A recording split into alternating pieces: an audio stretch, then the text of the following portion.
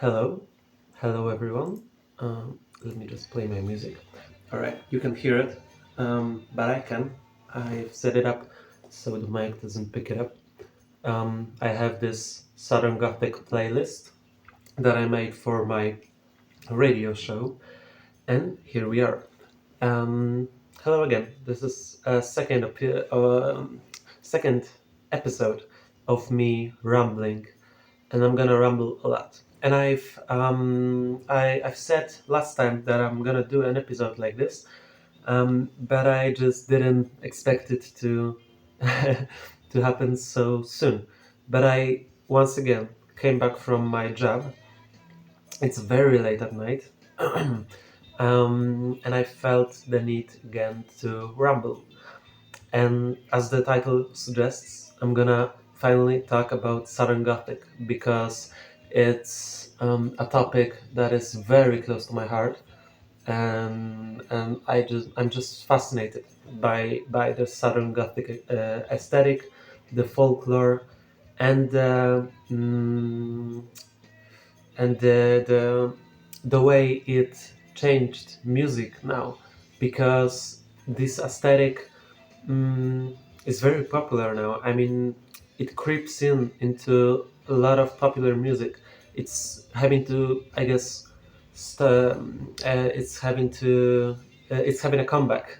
Sorry, it's very late. I'm kind of exhausted, but I really just wanted to make this video. So I'm gonna talk about some artists that use Southern Gothic aesthetic to like its most potential. Like almost every song is a Southern Gothic song. But I'm also gonna talk about some artists that are more delicate with the subject, like for example here Tom Waits. Yep. Oh my god, I'm so sorry. I didn't light the didn't light the incense. Oh man. No, it's a really good incense and I really wanna light it up. Hold on. Let me find the light.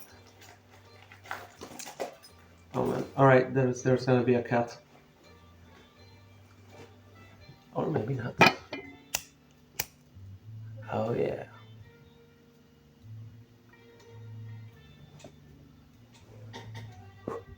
Okay.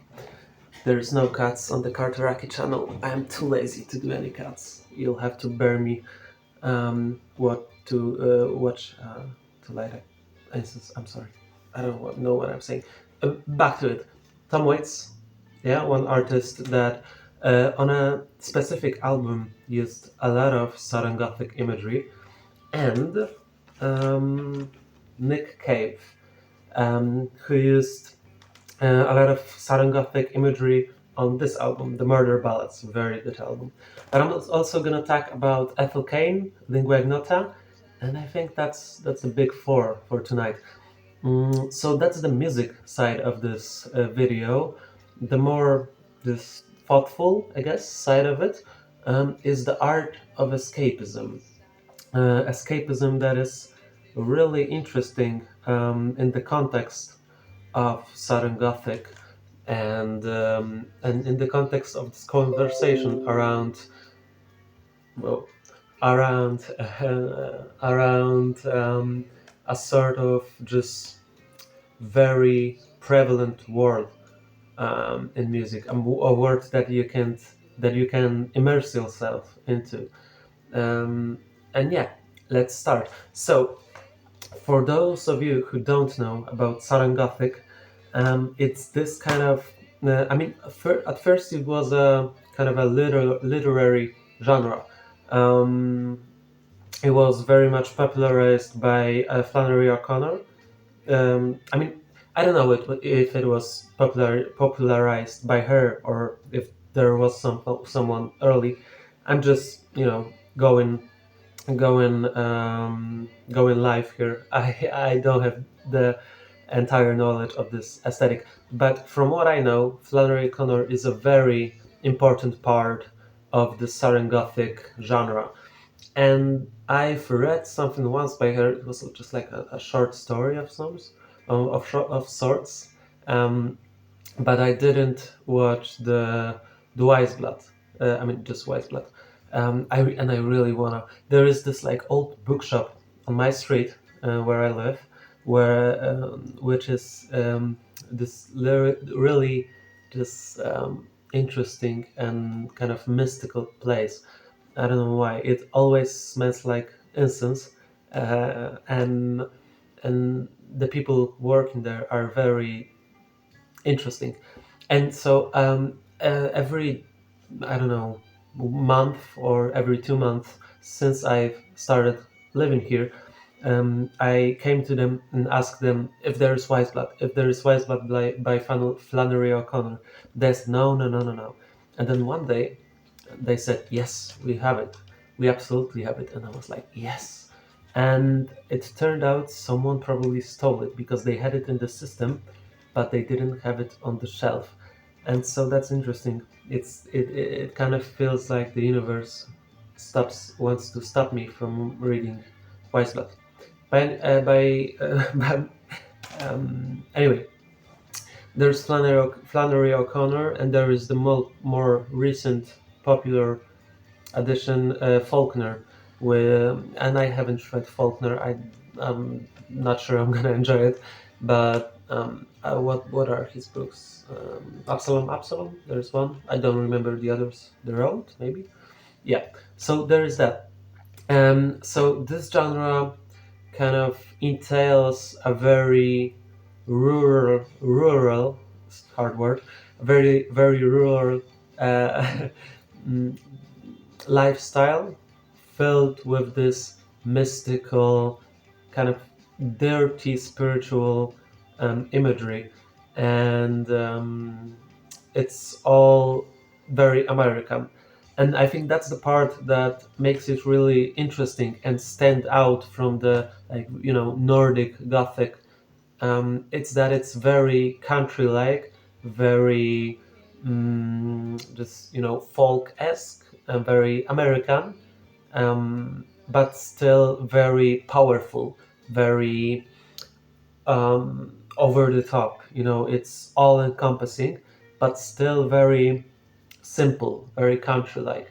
And that sort of comparison, I think, really does the job on this genre, because on one side you have just like old rundown houses, some like unkept gardens, wheat fields, stuff that seem very simple, very understandable, and very country-like. And then you have rundown churches, some bronze statues, and it's all kept in the same bag, and this bag of just uncertain. You know what I'm trying to say, and this realm of spirituality that's very dirty, very against God, or I don't know if I should say against, but God plays a part in this genre, in this style, in this aesthetic, of which I'm not sure the relation of. I'm not sure if because in some, oh, nice song played by Woven Hand, 16 horsepower. I'm gonna get into them in a minute, but coming back to it, sometimes God feels like a um, very good things in this in books of this genre. Sometimes he feels like this adversary, but he's always portrayed in a different light than in a light that than in the like common talk. It He feels very down to earth. Um, I don't know. It's a difficult thing to understand about this style. But so yeah, that's the Southern Gothic. Um, the imagery, just so you get a picture in your head. When I think of Southern Gothic, I think of, yeah, random churches, swamps, very much. Some rundown houses, a mad woman in a white dress in a wooden house, um, tying up flowers for her dead husband.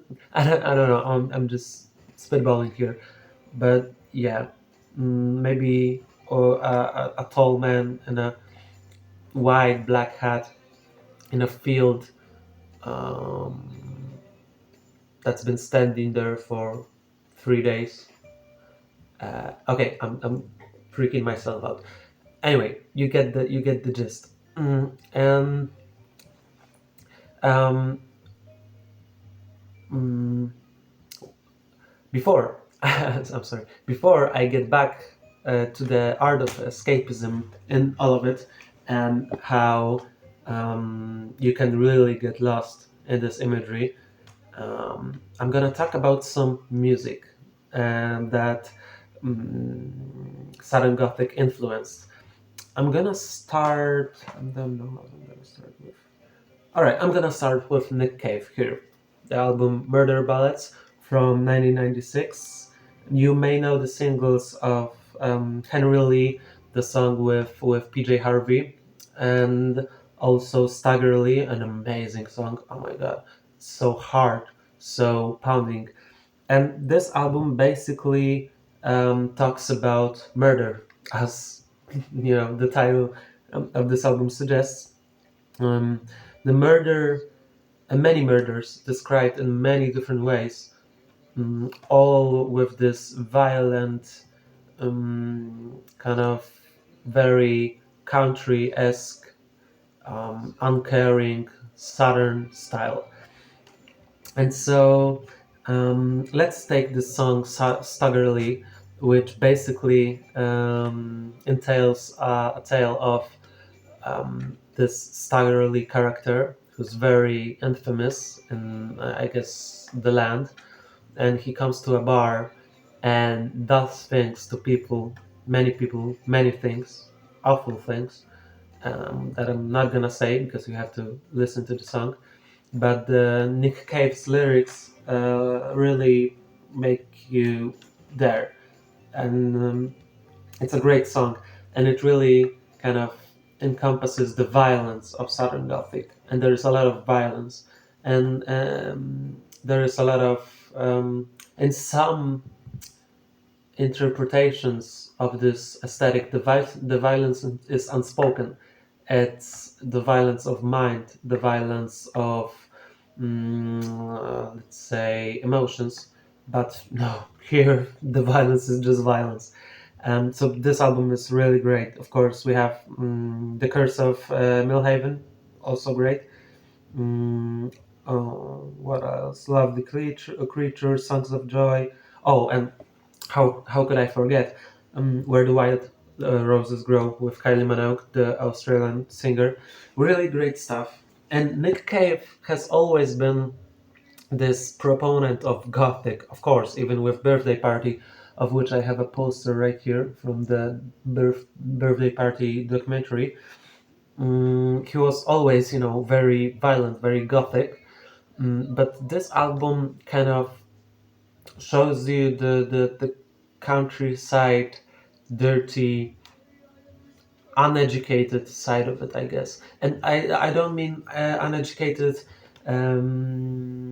like in Nick Cave's lyrics or something.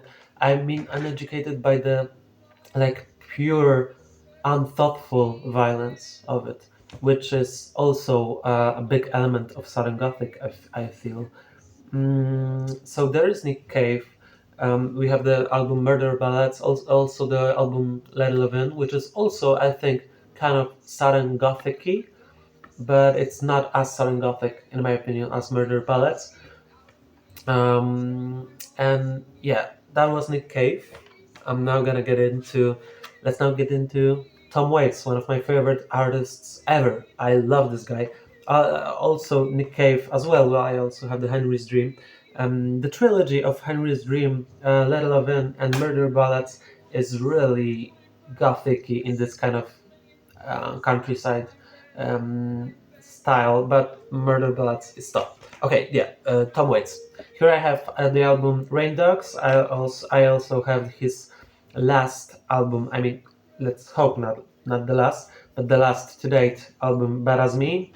I also got Alice and its prequel, sequel, sister album Blood Money, which is one of my favorite Blood albums ever, of Tom Waits. Sorry, it's late.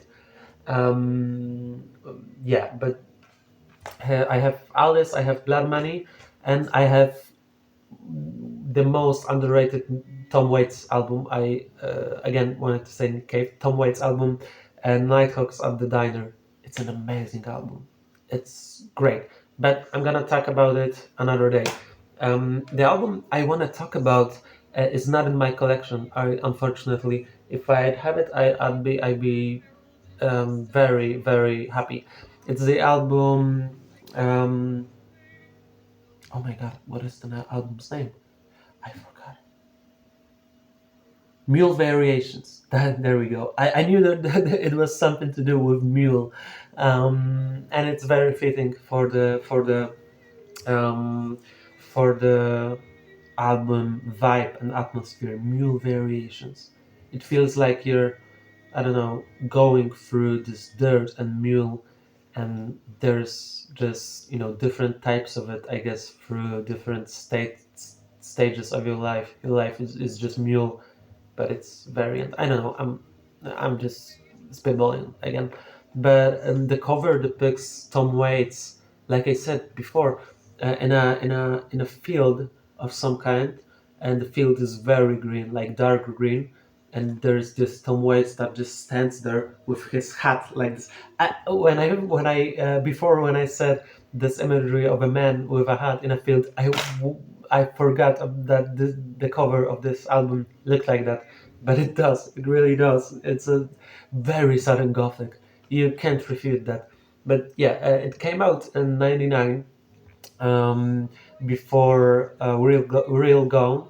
No, before Alice and Blood Money, and then was Real Gone. But still, a very fruitful, like I guess, very fruitful years for Tom Waits. But what years weren't fruitful for Tom Waits? He's a genius.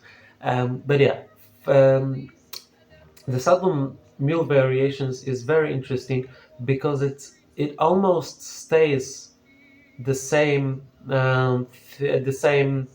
It has the same theme through the entirety of the album, and Tom Waits is known to do that. Like for example, this album Alice here, and its sister album Blood Money. I mean, no, only in Alice, but both of them have concepts. Tom Waits' albums generally have concepts, even if the concept is not literary. It's not a concept that you can read about in lyrics. It's like a sonical concept. It's a sonic concept, a concept you can hear, and you can hear the story in this in the instrumentation, how it evolves, how it revolves around this one topic, I guess, which often is unspoken of. But here it very much is in the album Alice, because it was based, from what I remember, on a stage play by the title Alice. So it's a very sad album, but worth checking out for sure. But the album Mule Variations is very concepty. It's a very thick atmosphere and a concept you can totally get behind, and it's a very sudden gothic concept. The album art represents the album very well. For example, and on the album Mule Variations, there is one of my favorite interludes ever on any album, which is "What's He Building" in there. And if you have just a minute to spare in your day today, then listen to what's he building over there, because it's an amazing interlude. Oh, and now it just came on a song from the album that I'm talking about. What a coincidence! and the song Chocolate Jesus, which I'm gonna get to in a minute, but I need to finish talking about what's he building in there, what's he building, because oh my god, the story that he can tell, and the world that he can develop in just a minute, just over a minute, it's crazy. You want to know what he building in there, what this like character that Tom is speaking of from first perspective is building in there. We still don't know. We still don't know. If you have um, some ideas about what the character was building, you can write it down in the comments. I'm very interested in what people and you think the character was building. It's a kind of funny for thought experiment.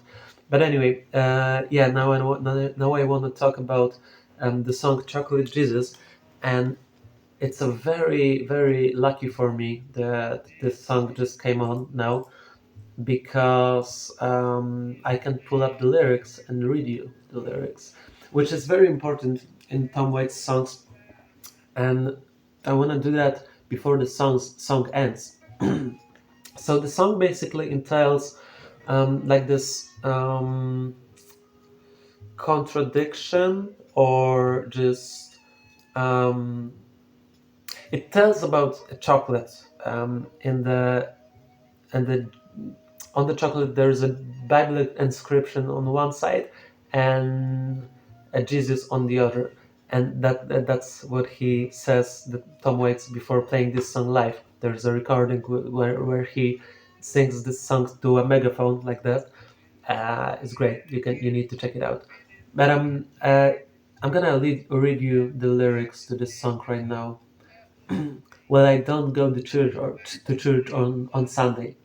I don't get on my knees to pray. Don't memorize the books of the Bible. I got my own special way. I know Jesus loves me, maybe just a little bit more. I fell down on my knees every Sunday at Ziralda Lee's candy store. Well, it's got to be a chocolate Jesus. Make me feel good inside. Got to be a chocolate Jesus. Keep me satisfied. Well, I don't want no Abba Zaba. Don't want no almond joy. There ain't nothing better suitable for this boy. Well, it's the only thing that can pick me up. It's better than a cup of gold. See, only the chocolate Jesus can satisfy my soul. When the weather gets rough and it's whiskey in the shade, it's best to wrap your savior up in cellophane. He flows like the Big Muddy, but that's okay. Pour him over and ice cream for a nice parfait. Well, it's got to be a chocolate Jesus, good enough for me. Got to be a chocolate Jesus, it's good enough for me. Well, make me feel so good inside. Got to be a chocolate Jesus, keep me satisfied. Ah, what a great song. What a great song. And so you can get from these lyrics a lot of things. One is Tom Waits' sense of humor. The other is the profundity of the lyrics, which but in the same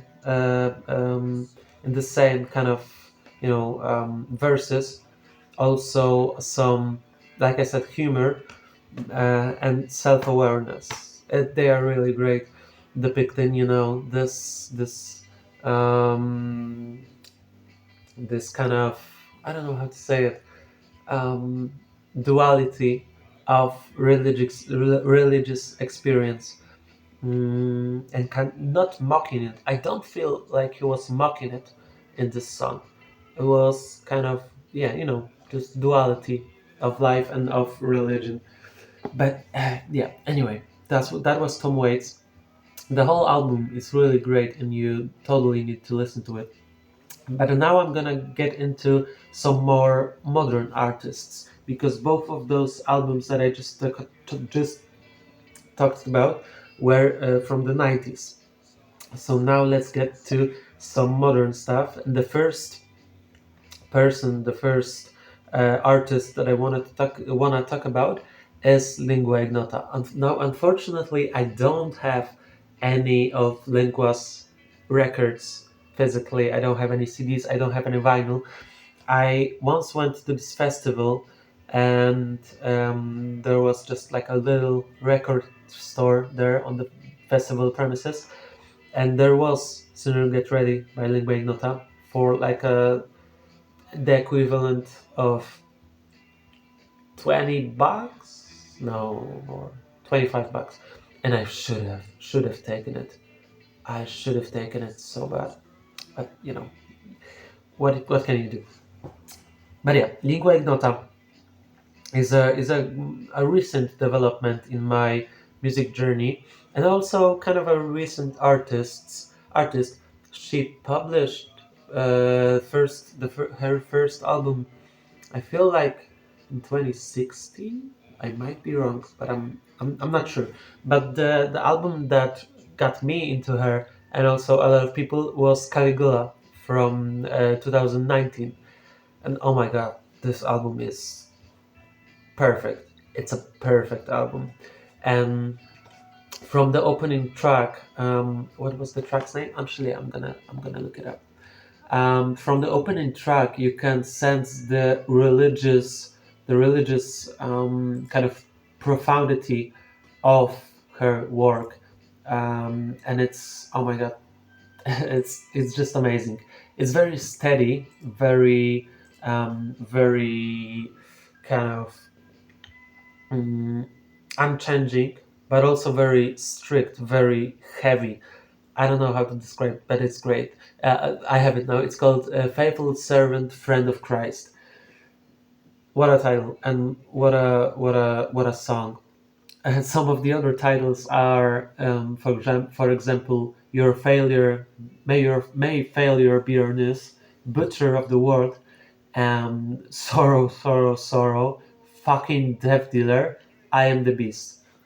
This album is gonna be good by these titles, but the album is very heavy. I mean, you get almost a 10-minute song where she screams her brains out, talking about not sleeping and not eating, and just the weight of the world and of religious trauma and experience is on her the entire time. It never lets go. It never gets better. It's very steeped into Southern Gothic. I think Southern Gothic might be the main influence on this album and on Lingua Ignota's work, but I'm not sure. I mean, I don't know her. I wish to knew her. I'd wish to meet her. Oh my god, that sounded like such a fanboy. Um, but yeah, I do. But yeah, it's steeped into this like Southern Gothic vibe, with very industrial elements and also very classical elements. I love when artists mix those two together, like one of my favorite vocalists ever, Diamanda Glass, which Sam from Vinyl Junkies um, recommended me.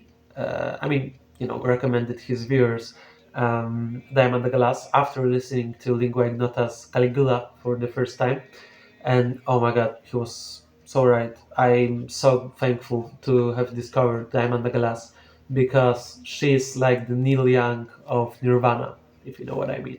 Yeah, but so Lingua Ignota, Caligula, very very heavy album, very relentless album, and that was in 2019. In 2021, we get Sinner Get Ready, and if you are a music nerd, you've probably heard of this album because it's been making waves a couple of years ago, with some critics ratings, and just, yeah, became very popular in that kind of internet sphere, and it's totally deserved. I mean, I still think I don't know, I got into this album fairly recently.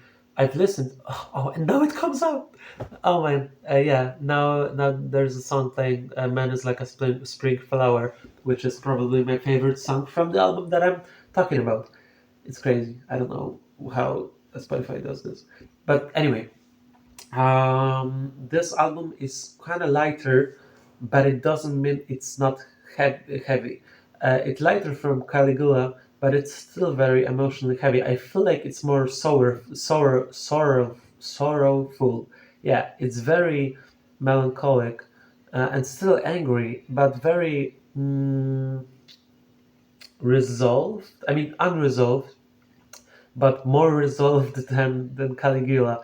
Um, it's I think on this album you can hear even more influences from Southern Gothic than on Caligula. But yeah, if you want to have the most Southern Gothic like experience, then totally listen to Man is Like a Spring Flower. Because it's, oh my god, amazing. The intro, the talking like interview intro. I haven't got into what this interview is from, what this clip is from, but oh man, and then the banjos, the pianos, the Lingua's vocals, the evolving percussion, and no, not percussion, but arrangement is just beautiful. Oh my god. I got distracted because I'm listening to the song now. It's amazing. But anyway, I feel like then we get Lingua's other project, um, which is Reverend Kristin Michael Hater. And this is one of my favorite projects from the last decade, by far. By far. I mean, maybe even the my favorite project of the 21st century, and it's very recent. So I do hope we get more from this project of Christians. The only album that is out now by her is Saved, and this project encapsulates itself in Southern Gothic the most. It's like you can't separate it. In Caligula and Sinner Get Ready you could. There were some just straight up black metal stuff. There were some straight up classical stuff. But here no. Here Southern Gothic is Crystal Michael Hayter and Crystal Michael Hayter is Southern Gothic. Um, she's just, oh my god, this is the most concept-like album I have ever heard. The most concepty. The first song I'm getting out while I can is recorded like it's a found footage recording of some Appalachian lunatic religious person.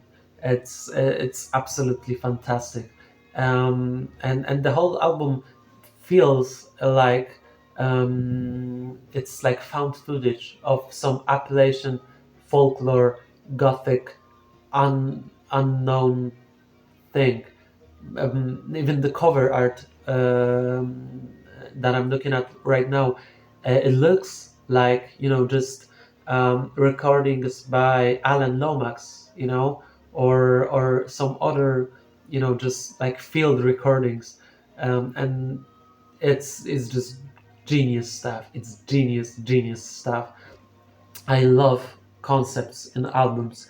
I am enthralled by concepts, and why I'll get back to in a second, because it's also a really interesting subject with the escapism of it all.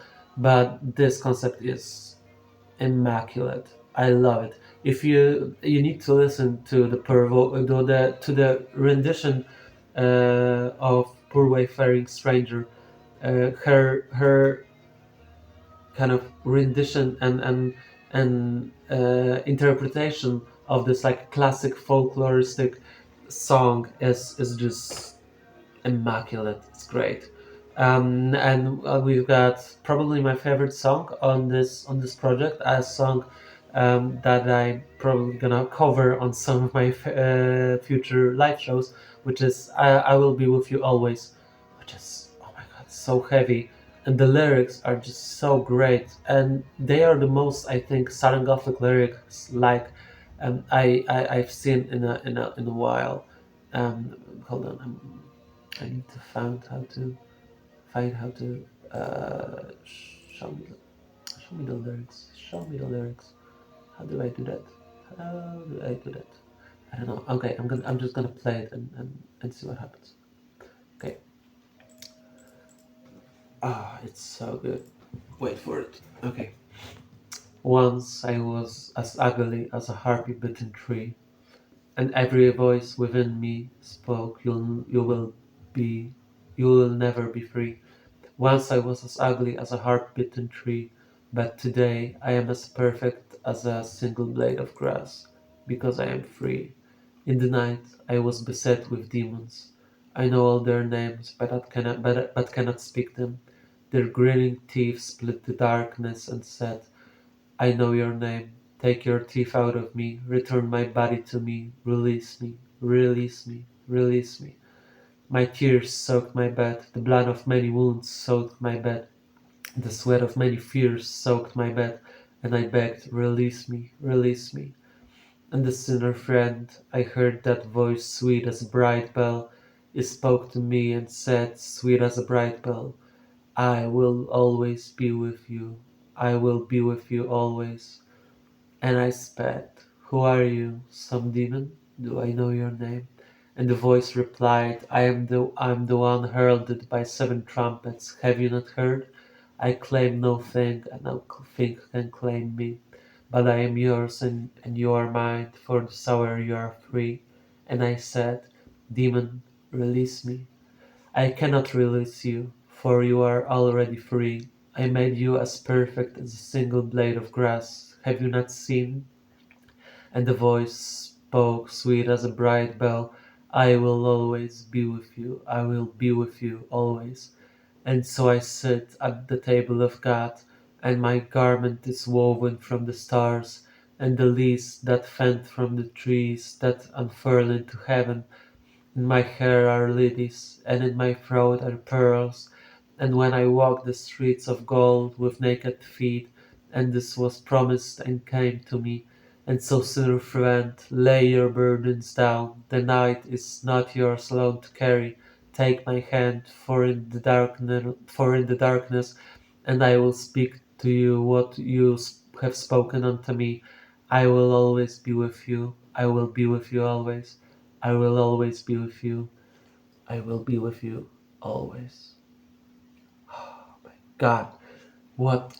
It might probably be my favorite poem of all time. I'm not joking. It's so great. The repentance, the resolution of it all. It's so great.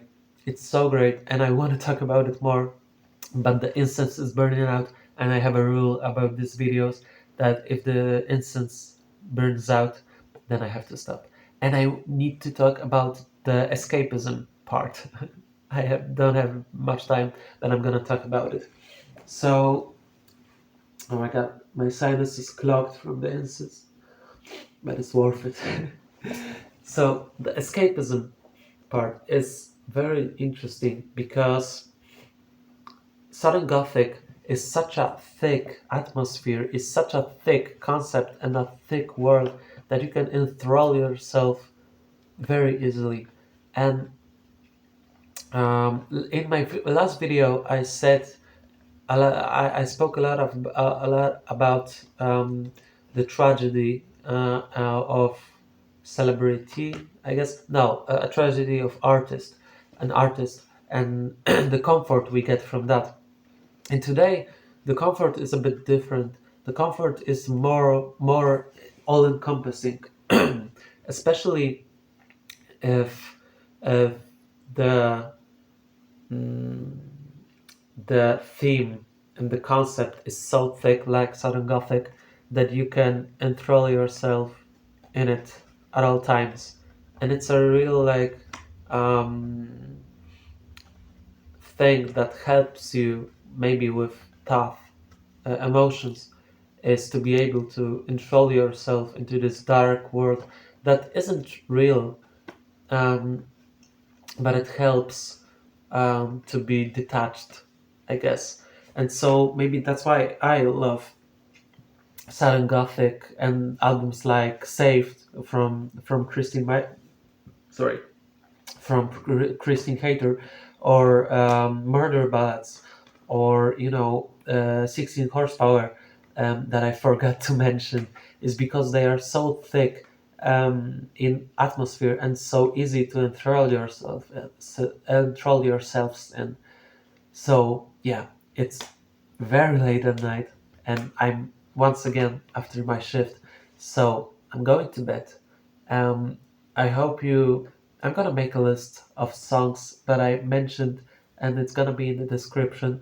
So have a good night, or a day, or life, uh, and listen to some Southern Gothic music. Read some Southern Gothic books, and like I said last time, appreciate art, be mindful and aware of art, and yeah, thank you for watching, and good night.